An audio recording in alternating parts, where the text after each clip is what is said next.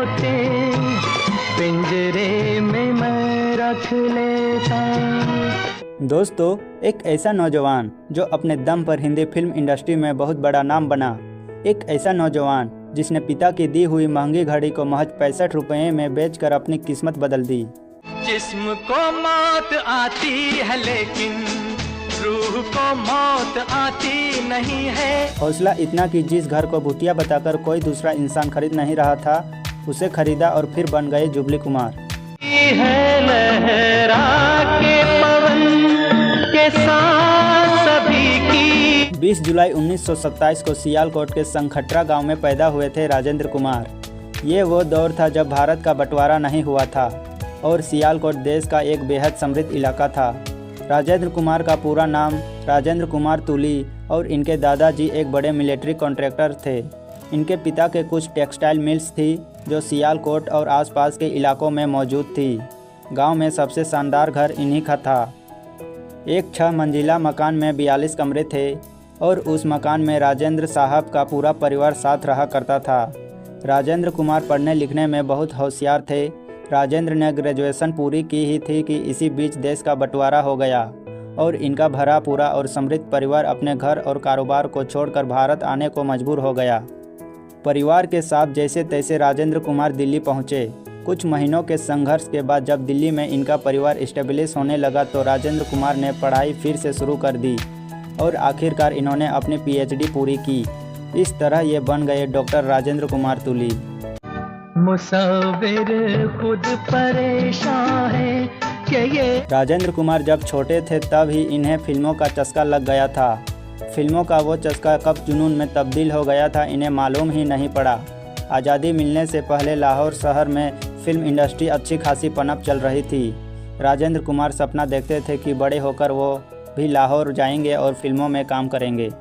उनका ये सपना पूरा होता उससे पहले ही देश का बंटवारा हो गया और राजेंद्र कुमार का लाहौर में हीरो बनने का ख्वाब टूट गया।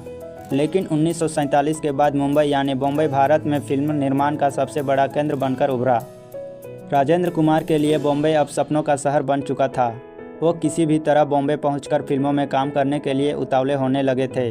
हालांकि शुरू में उन्हें नहीं मालूम था कि वो फिल्मों में हीरो बनेंगे या फिर कोई कैरेक्टर आर्टिस्ट। आता है चैन नहीं आता है रातों में। फिल्मों में काम करने की अपनी चाहत को लिए एक दिन ये अपने पिता की द्वारा दी गई घड़ी को बेचकर मुंबई के लिए रवाना हो गए। वो घड़ी जो इनके पिता ने इन्हें बड़े ही प्यार से तोहफे में दी थी और जो एक महंगी घड़ी थी, लेकिन मुंबई जाने के लिए राजेंद्र कुमार ने वो घड़ी 63 रुपये में बेच दी थी। पिता की दी वो घड़ी बेचना इन्हें अच्छा तो नहीं लग रहा था, लेकिन इन्हें भरोसा था कि इस घड़ी को बेचकर ही ये अपना वक्त बदल सकेंगे। 63 रुपये में से 13 रुपये इन्होंने दिल्ली मुंबई फ्रंटियर मेल का टिकट खरीद लिया। बचे हुए 50 रुपये से मुंबई में इन्हें अपनी किस्मत बदलनी थी। क्यों बुलाए उन्हें दिल क्यों बुला। मुंबई आने के बाद राजेंद्र कुमार ने एक कमरा किराए पर लिया। उसके बाद इन्होंने अपना संघर्ष शुरू किया।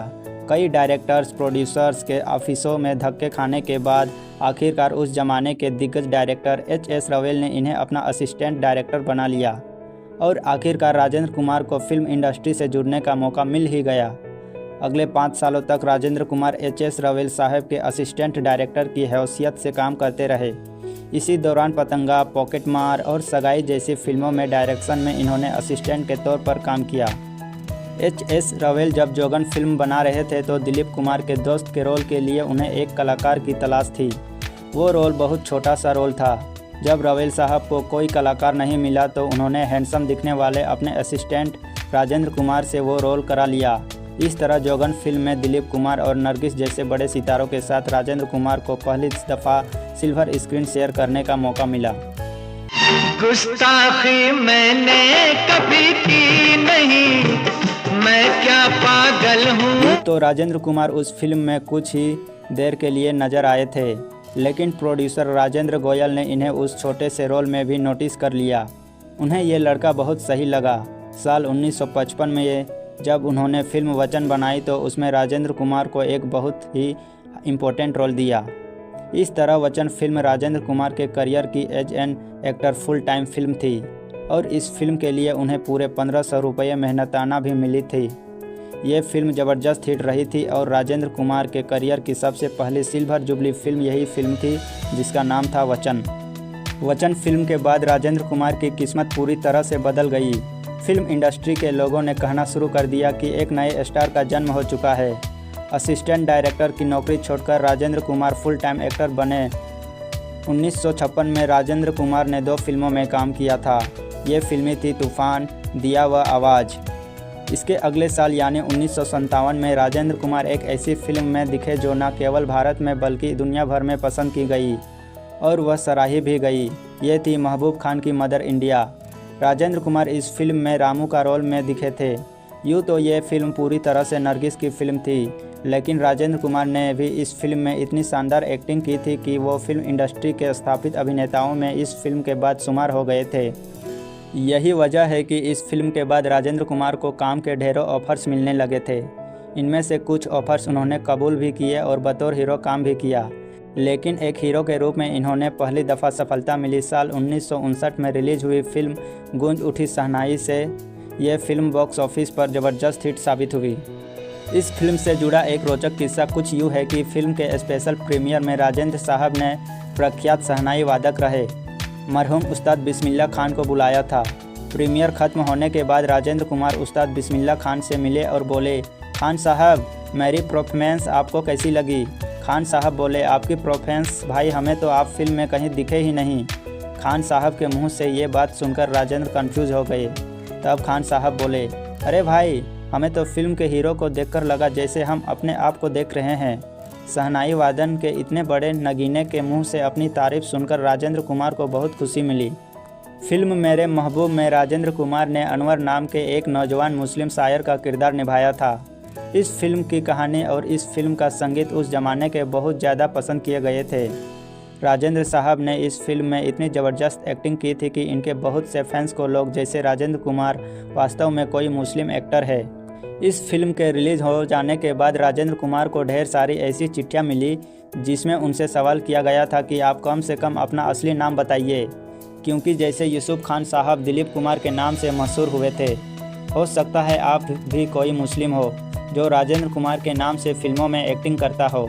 राजेंद्र कुमार ने लगभग हर चिट्ठी को जवाब देते हुए लिखा कि मेरे माँ बाप ने मुझे यही नाम दिया है, राजेंद्र कुमार तुली, और यही मेरा असली नाम है। राजेंद्र कुमार की बात हो या कार्टर रोड वाले उनके बंगले के बारे में बात ना हो तो फिर बात अधूरी मानी जाएगी। ये उन दिनों की बात है जब राजेंद्र कुमार फिल्म इंडस्ट्री में अपने पैर जमाने के लिए कड़ी मेहनत कर रहे थे। राजेंद्र कुमार मुंबई में एक बड़ा मकान खरीदना चाहते थे ताकि जल्द से जल्द अपने घर वालों को दिल्ली से मुंबई बुला ले। किसी ने इन्हें बताया कि कार्टर रोड पर मौजूद एक बंगला बिकाऊ है। ये उस बंगले को देखने चले गए। पहली ही नज़र में राजेंद्र कुमार को वो बंगला पसंद आ गया, लेकिन दिक्कत ये थी कि राजेंद्र कुमार के पास उस वक्त इतने पैसे नहीं थे कि वो तभी इस बंगले को अपना बना पाते। राजेंद्र कुमार सोचने लगे कि आखिर बंगले को खरीदने के लिए पैसों का इंतजाम कैसे किया जाए। उन्हें कहीं से कोई उम्मीद नज़र नहीं आ रही थी, पर चूंकि इनकी किस्मत में वो बंगला लिखा था तो उस बंगले को खरीदने का रास्ता खुद इनके पास चलकर आया। दरअसल बी.आर. चोपड़ा इनके पास अपनी एक फिल्म की कहानी लेकर आए और साथ ही एडवांस भी इनके लिए लेकर आए। वो हर हाल में अपनी फिल्म में इन्हें लेना चाहते थे। इतना ही नहीं कि उस फिल्म का अलावा भी 2 और फिल्मों में बी.आर. चोपड़ा राजेंद्र कुमार को साइन करना चाहते थे। इस तरह राजेंद्र कुमार ने बी.आर. चोपड़ा की मदद से कार्टर रोड वाला वो बंगला खरीद लिया। जब राजेंद्र कुमार ने ये बंगला खरीदा था तो कई लोग ने इनसे कहा कि ये बंगला शुभ नहीं है, यहाँ तरह तरह की आवाज़ें आती है, और चूंकि कई लोग इस बंगले में आने के बाद भाग भी चुके हैं तो ये बंगला भूतिया भी है। लेकिन बंगले को अपना दिल दे बैठे राजेंद्र कुमार ने किसी की एक ना सुनी। राजेंद्र कुमार अपने परिवार के साथ बंगले में रहने पहुंच गए। दोस्तों, इस बंगले में आने के बाद राजेंद्र कुमार की किस्मत तो मानो एकदम पलट गई। राजेंद्र कुमार की फिल्में सुपरहिट होने लगी। उनकी हर दूसरी फिल्म सिल्वर जुबली होने लगी। आलम यह था कि मुंबई के 7 सिनेमाघरों में एक ही समय पर इनकी 7 अलग अलग फिल्में लगी हुई थी। इनमें से ज़्यादातर सिल्वर जुबली थी। यही वजह है कि राजेंद्र कुमार को जुबली कुमार भी कहा गया था। देखते ही देखते राजेंद्र कुमार उस जमाने में बॉलीवुड के सबसे अमीर स्टार्स में एक बन गए थे। राजेंद्र कुमार की कहानी में राज कपूर का जिक्र होना भी लाजमी है, और इन 2 सितारों की बात हो तो फिल्म संगम की बात करना ज़रूरी हो जाता है। साल 1964 में रिलीज हुई इस फिल्म के डायरेक्टर प्रोड्यूसर राज कपूर थे। पहले राज कपूर इस फिल्म में दिलीप कुमार को लेना चाहते थे, लेकिन दिलीप कुमार के इनकार करने के बाद राज कपूर ने अपने जिगरी दोस्त राजेंद्र कुमार को इस फिल्म में ले लिया। राज कपूर और राजेंद्र कुमार दोनों बहुत गहरे दोस्त हुआ करते थे। राज कपूर कहते थे कि फिल्म इंडस्ट्री में राजेंद्र कुमार के अलावा उनका कोई दोस्त नहीं है। यही बात राजेंद्र कुमार भी कहते थे। दोनों साथ खाते पीते थे और हर रोज़ मिला करते थे। अगर किसी दिन मुलाकात नहीं होती थी तो टेलीफोन पर बात किया करते। दोनों अपने बच्चों की शादी के बारे में भी सोच रहे थे, लेकिन ऐसा हो ना सका। जब राज कपूर दुनिया छोड़कर गए तो राजेंद्र कुमार ने ऐलान कर दिया कि अपने दोस्त के बिना वो किसी भी पार्टी में नहीं जाएंगे। दोस्तों संगम फिल्म का गीत दोस्त दोस्त ना रहा जब शूट हो रहा था तो राजेंद्र कुमार को ये गीत पसंद नहीं आया। उन्होंने राज कपूर से कहा कि फिल्म में इस गीत की कोई ज़रूरत नहीं है। दोस्त अपनी दोस्ती निभा रहा है और प्यार भी कोई दगा नहीं कर रहा है, तो इस गाने का कोई मतलब नहीं है। तब राज कपूर ने कहा कि वो इस गीत को फिल्म में बहुत अलग तरीके से पेश करेंगे। राज कपूर ने वो गाना शूट किया, पर चूंकि राजेंद्र कुमार की कही बात उनके दिमाग में घर कर चुकी थी, तो उन्होंने उस गाने को राजेंद्र कुमार और वैजयंती माला के क्लोज शॉट लगाए, खुद को बहुत कम दिखाया करते। दोस्तों फिल्म रिलीज हुई तो ये गाना भी बहुत पसंद किया गया। इस गाने के आखिर में एक डायलॉग आता है। आपको जानकर हैरानी होगी कि पहले ये डायलॉग फिल्म में था ही नहीं, पर गाने की शूटिंग खत्म होने के बाद राजेंद्र कुमार ने ऑन दी स्पॉट ये डायलॉग बोला था।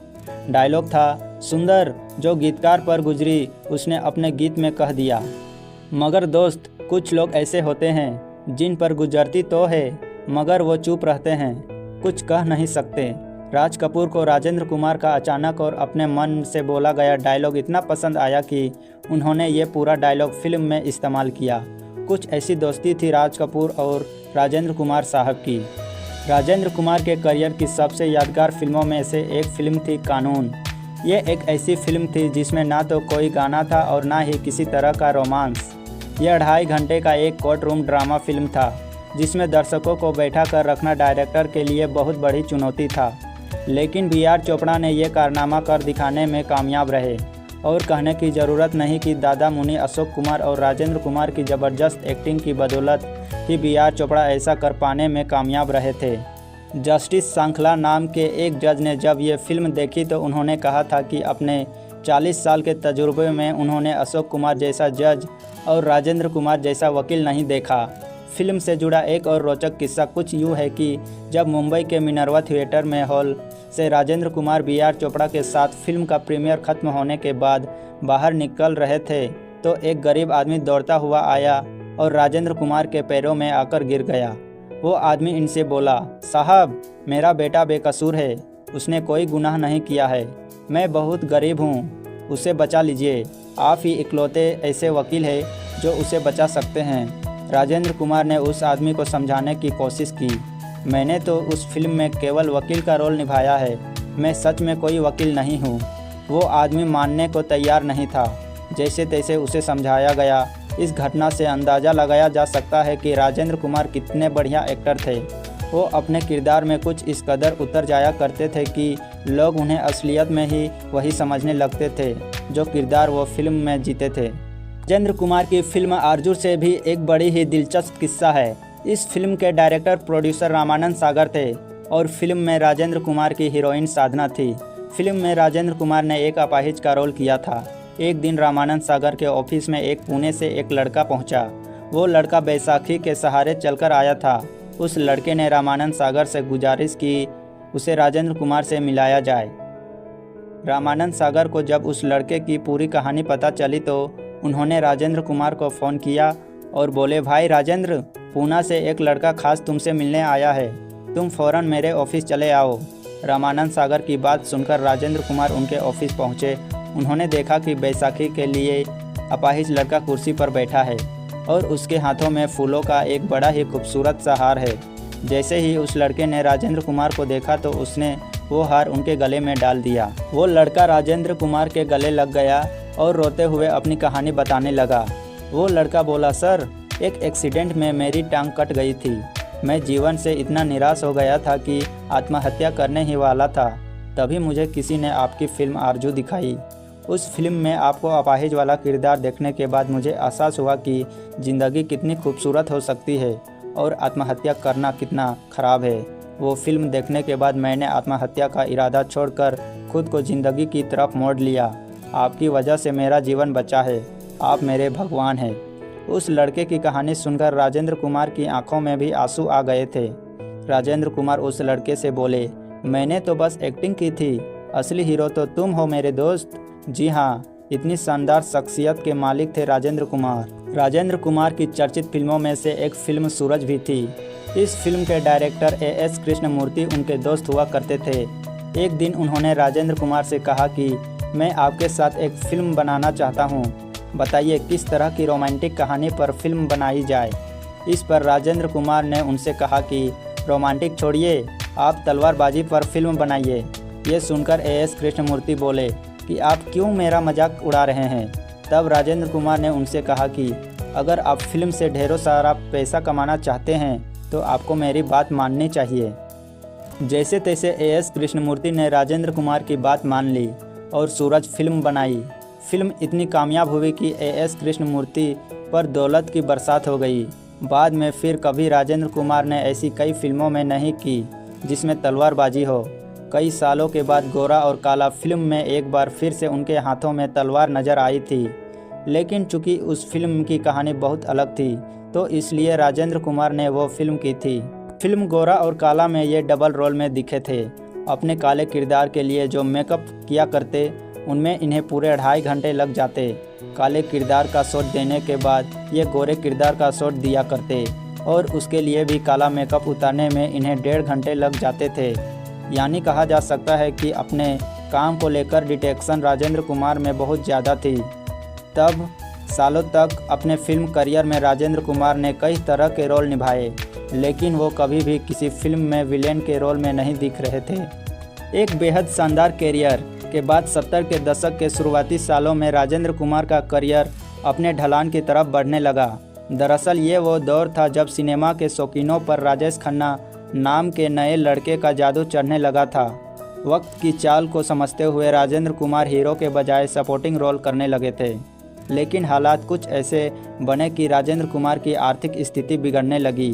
उन्हें अपना बंगला तक बेचना पड़ा, वही बंगला जिसे बड़े ही प्यार से उन्होंने खरीदा था।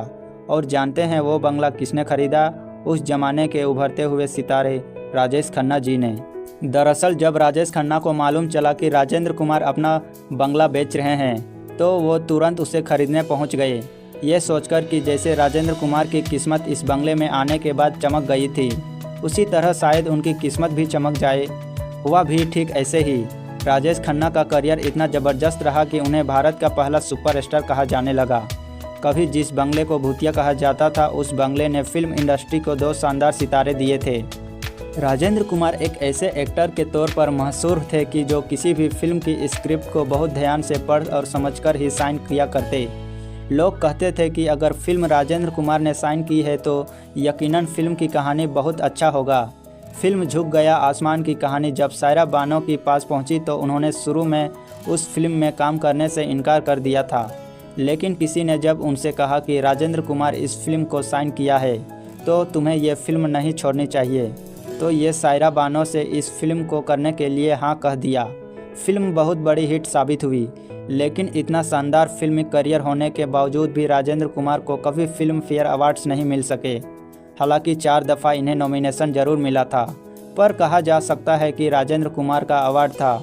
जनता की तरफ से उन्हें मिला प्यार और सपोर्ट। साल 1969 में भारत सरकार ने राजेंद्र कुमार को पद्मश्री से नवाजाकर जरूर उन्हें हुनर को सलाम किया था।